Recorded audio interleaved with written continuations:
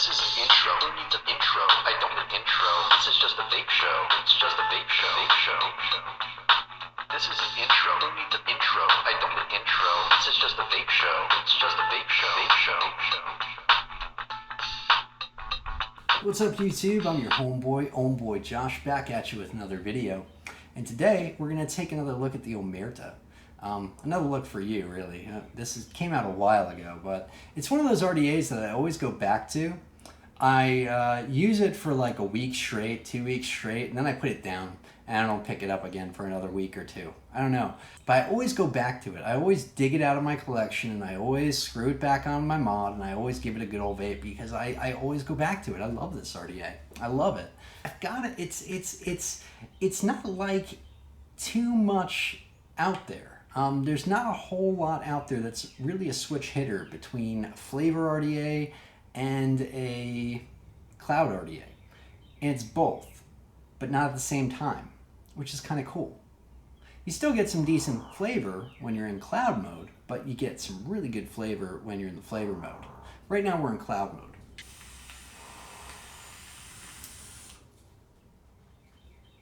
Yeah, you get a decent cloud on that, and to be honest with you, it's still a really good flavor. I don't think it's the cloudiest RDA out there on the market, not by a long shot, but it's a really good combo in cloud mode between vapor and flavor.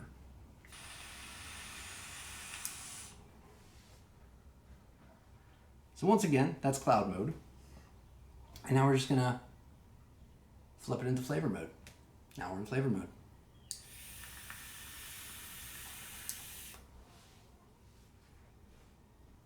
Yeah, you can definitely see the difference in the cloud production, but I can taste the difference in the flavor production.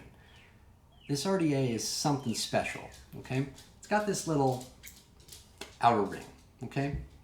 Inside you've got this little divot placed right up above the airflow intake, the air intake, okay? This little divot functions with the top airflow control. There is top airflow control here, guys, but that's not to say it's hitting your coil from the top. What it's doing is you're closing off the side airflows and opening up the top airflow, and it's traveling down that channel and it's coming right in the side, just like a side airflow, but with a more restrictive, intake. So it sort of creates this little tunnel where the airflow travels in. Pretty cool the way that it works. Really simple. Pop that sleeve in.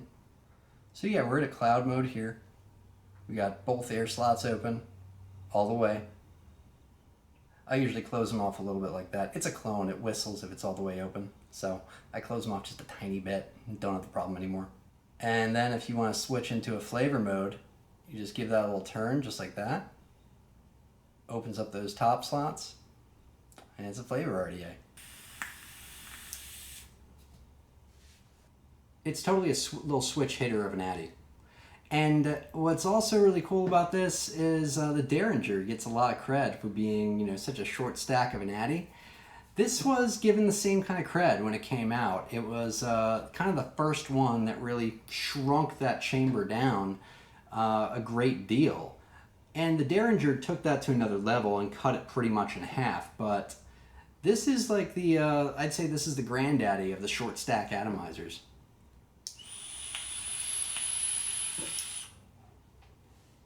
You hear that whistling? Yeah, that bugs me.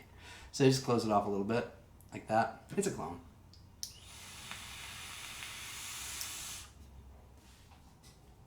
No more whistle.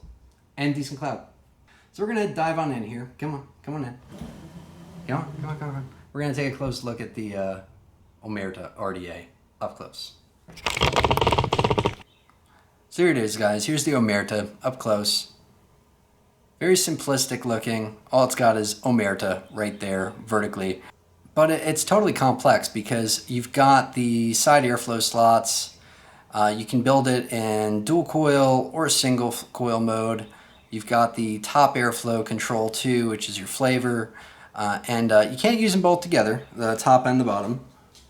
So right now it's in that cloud mode with the side airflow slots open. And you just turn this little outer shell, and those top air slots open up, and they're adjustable too. Pretty neat the way that works. Now what's also really unique about this RDA is the design of the deck. Yeah, when I first saw this thing, I was like, whoa, how the fuck do you build this guy? It's really, really different. It's got quad posts. These are your positives back here. These are your negatives over here. Yeah, it's set up for dual coils right now. I've got a build in there. Just a vertical coil, micro coil. And I think this is 26 gauge, which is my preferred Canthal to use in here, just because if you use 24, it's kind of hard to tie off on these guys, these screws. Not impossible, but a little bit harder. And I always build the Omerta vertically, because wicking this guy can be a little bit tricky. Not really like it's difficult to wick, just if you wick it the wrong way, you get nothing but spitback. You really want to keep this middle area clear of any wicking material. I've noticed that if I put any wicking in the middle at all, I get nothing but spitback, and it's no fun. But building it vertically, I don't really have that issue. And another reason that the deck looks like this was supposedly to ward off cloners, which worked really, really well. Kind of funny, kind of sad. It says fuck clones on the bottom, and it still got cloned. Yes, I tore out that build so I could rebuild it for you guys. You can use Phillips heads in there, it'll work, but I like using flatheads a little better, just because the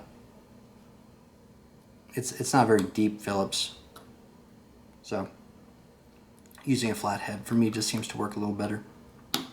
So with the Omerta, I usually go for micro coils, something a little bit smaller, and I always build with 26 gauge because it's just a little bit hard to work with 24 gauge in there.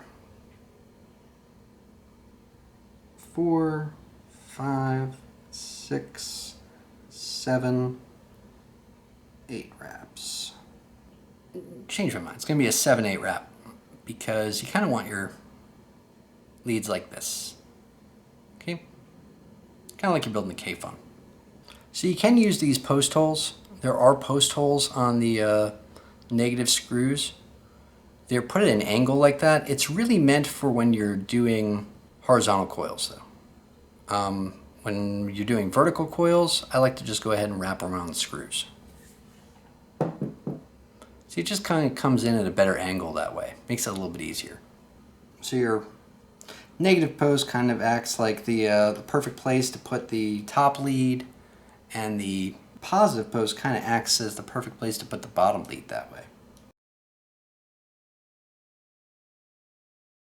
So the other thing about the Omerta, it's one of those RDAs that if you want it to look right, if you want those coils to work the best way, you've got to build the other one in reverse. So building in reverse is not my favorite thing. 1, 2, 3, 4, 5, 6, 7, 8. Yeah, didn't come out too bad. 7. There's 7 on this side. 1, 2, 3, 4, 5, 6, 7. Yep, I built it right. Okay, and then we go. So yeah, doing them in reverse, a lot of times it's for cosmetic reasons. Personally, I like the coils to, look kind of centered like that, But with the Omerta, it's actually really important because if you build it the opposite way, it's a lot harder to get the lead around that positive post. Yeah, that positive post is a bitch if you don't do that.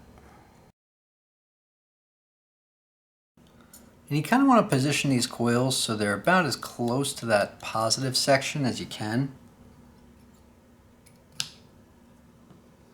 Reason for that is if you're like me,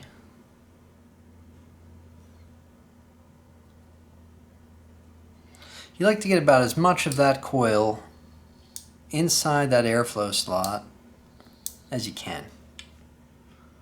And with verts, you can't really get it all in there, but you can get most of it. Because if you do it anymore, if you push that over anymore, it's going to be touching that positive sort of section, positive block. So it's about as close as you can get to it. All right, so let's wick it. You see, with wicking this guy, you can kind of go around into there and down into here a little bit, but stay away from this middle section. Don't put any cotton in there. If you do, you're going to pay for it. You're going to get a lot of spit back. That's what I've found in using this guy. Yeah, we can go around these screws a little bit like that. You can go underneath the coil. But yeah, stay away from that center section. That whole center block is off limits, if you ask me. Okay? So wicking looks something like that. That whole center area is free. You've got wicking going up into here and up into here. You can bring it as far as into there if you want, but you know, stay away from that center. Okay? Stay away from the positive block, stay away from the center with the wicking material. Juice. All right. Some Puffing Monkey here. Melon Madness. I love these guys. I really wish that they had a website. They really don't. There's not really any place you can really buy this juice. I see them, you know, whenever we're up in the Winston-Salem area, which isn't very often. All right, so we got some juice. Pop that top cap back on.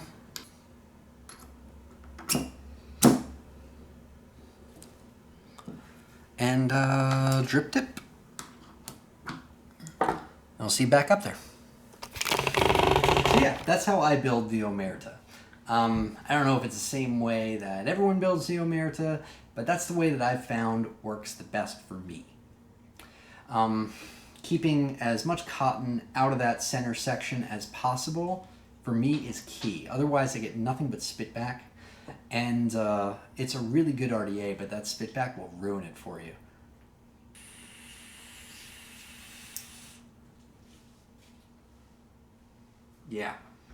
Yeah, that's good. 0.41 ohm build, by the way. Vaping at 40 watts, 4.28 volts. Works really well.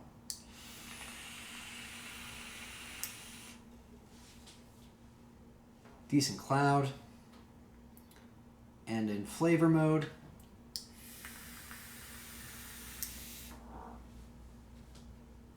works really well too. Great throat hit in flavor mode. Great throat hit in flavor mode, I gotta say. Yeah, excellent throat hit in flavor mode. Yeah, the Omerta is one of my favorite RDAs.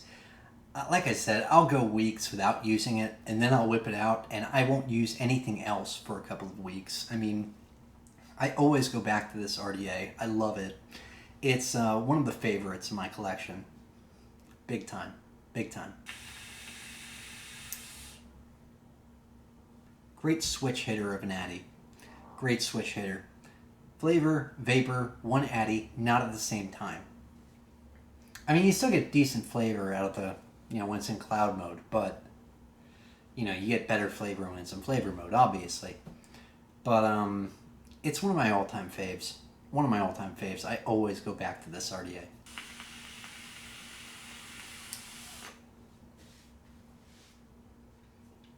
Yeah. So until next time, I'm your homeboy Josh. Vape on, Vapers.